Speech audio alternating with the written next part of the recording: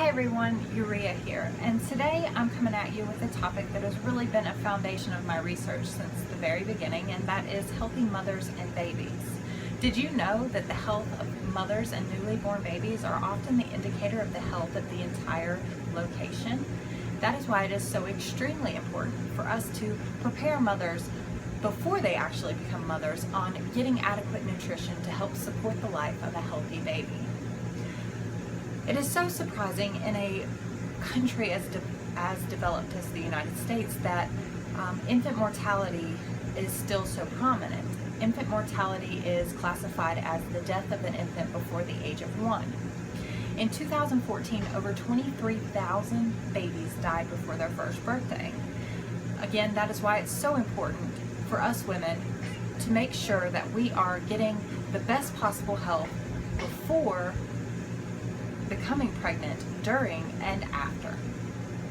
So what are the best general guidelines for a pregnant and breastfeeding woman? First and foremost, physical activity. And this is a problem, across the board, whether you're a mother or not a mother, is that people are not getting enough physical activity. 30 minutes to an hour a day. Of course, when you're pregnant, you probably need to avoid some of the other stuff that you were doing before, but on most cases, people who were physically active before becoming pregnant can carry on with a lot of the same activities throughout their pregnancy as long as they feel good. But as a general guideline, you want to do things that are safe and not putting you or the child at harm, and always talk to your doctor beforehand because they will definitely give you the go-ahead. But things such as taking walks, doing yoga, playing outside, walking on a treadmill, body weight functional fitness, all of those things are pretty safe and good for you and the baby. What are some of the benefits? It helps you to get back to your pre-pregnancy weight quicker. It helps with childbirth, and it just helps you have an overall feeling of wellness throughout the pregnancy, because when we actually start sitting around for a while, we kind of start feeling not so good.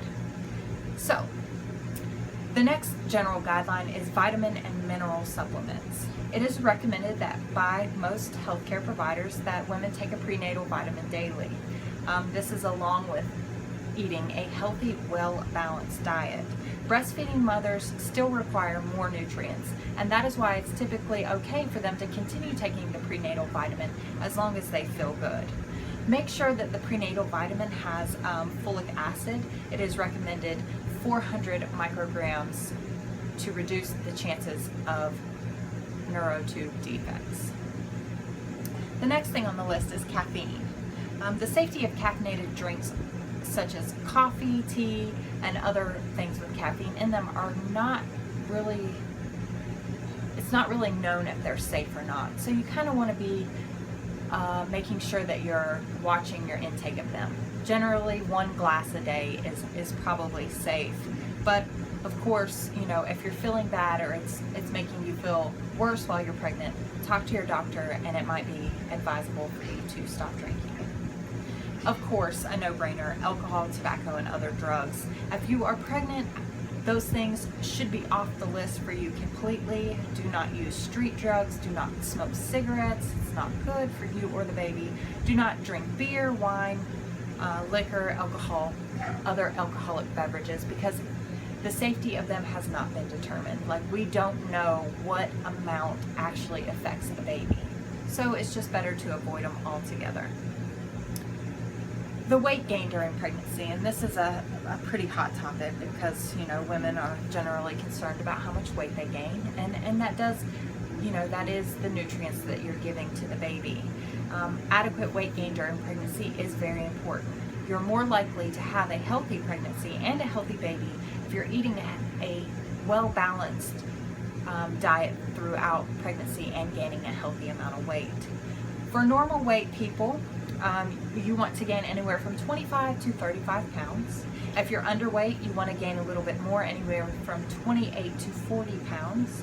If you're overweight, they recommend you only gain 15 to 25 pounds. And if you're obese, 11 to 20 pounds. Gaining too much weight during pregnancy increases the risk of complications as well as difficulty returning to your pre-pregnancy weight. A lot of times breastfeeding will help women shed those additional pounds after they've had the baby. Your daily food guide. Now this is something that's very important because you want to make sure that you're getting a well-balanced meal throughout the day. Protein foods, you need to be taking in about 6 to 6.5 ounces every single day. 1 ounce equals 1 ounce of cooked meat, poultry or fish, 1/4 cup tuna, 1 egg, 1/4 cup cooked beans or tofu, 1 tablespoon peanut butter, or 1.5 ounces of nuts or seeds. Dairy, a total of 3 cups a day. 1 cup equals 1 cup of milk or yogurt. Fruits, a total of 2 cups every day. 1 cup equals 1 cup of fruit and 1 cup of fruit juice. Avoid drinking too much juice. I always tell people, you know, if you sit down and go to eat an orange, how many oranges do you eat? And most people say like 1 to 2. Well, how many oranges does it take to make an entire glass of juice? A lot. 6 to 8.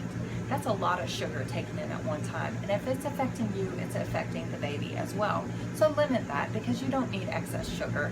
And, you know, getting in your couple pieces of fruit a day is really not that difficult. Vegetables, 3 to 3.5 cups every single day, which, let's be honest, we could all eat more than 3 to 3.5 cups as long as they're good variety of vegetables and they're not covered in a lot of stuff that's not good for you. So plain vegetables, eat as many as you want.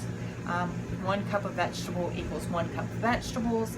2 cups of leafy green salads. Okay? Grains. This is the recommendation. 7 to 9 ounces of grains a day. I think that we should cut back on the grains and increase the vegetables and fruits, but that's just me personally. 1 ounce equals 1 slice of bread, a half cup cooked rice, cereal, or pasta. Oils and fats, total of 6 to 8 teaspoons every single day. My eyesight is not that good, so looking at this little computer screen is not as easy as it should be. 1 tablespoon liquid vegetable oil, 1 tablespoon low-fat mayonnaise, 2 tablespoons light salad dressing, 1 teaspoon of butter. Okay? Extras. Make your choices low in extras. What are extras? Added sugars, solid fat, sugary drinks, desserts, fried foods, cheese, whole milks, and fatty meats. If you are not gaining enough weight, it may be recommended that you hit those extra foods a little bit more. But make sure that they are quality vitamins and minerals because that's really what's important. You getting those to the baby to help it be healthy as well as yourself. And of course, drink plenty of fluids to quench your thirst and avoid overly sweet drinks. Make half your plate vegetables and fruits.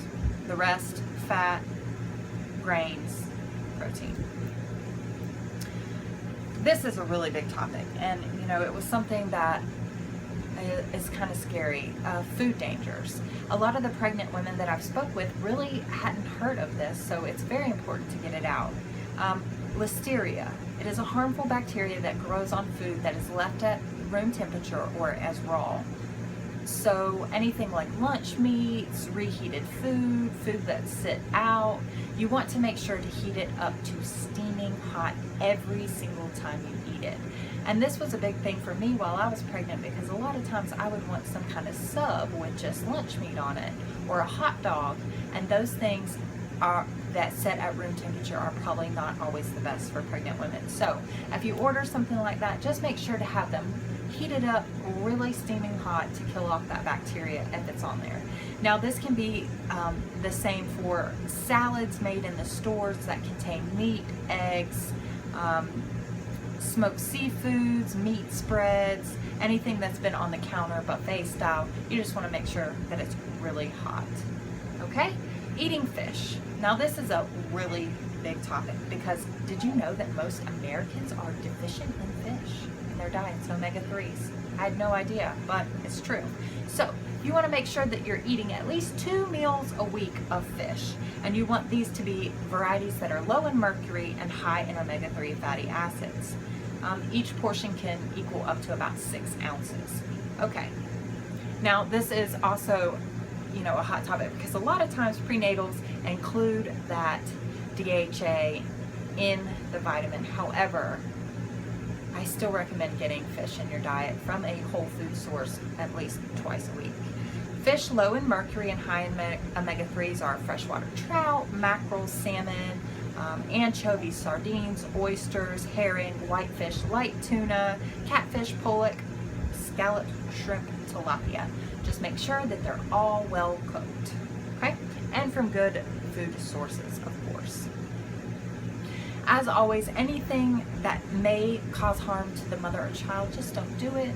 Continue improving your health because it is never too late to adopt healthy lifestyle habits. But most of all, enjoy your pregnancy and get prepared for another amazing experience because becoming a mother is just simply amazing. As always, exercise, nourish, enlighten. Thank you so much for joining me today. And as always, hit the bell, like, subscribe, do all that fun stuff. And if you have any questions, comments, leave them down below. Have a great day, you guys.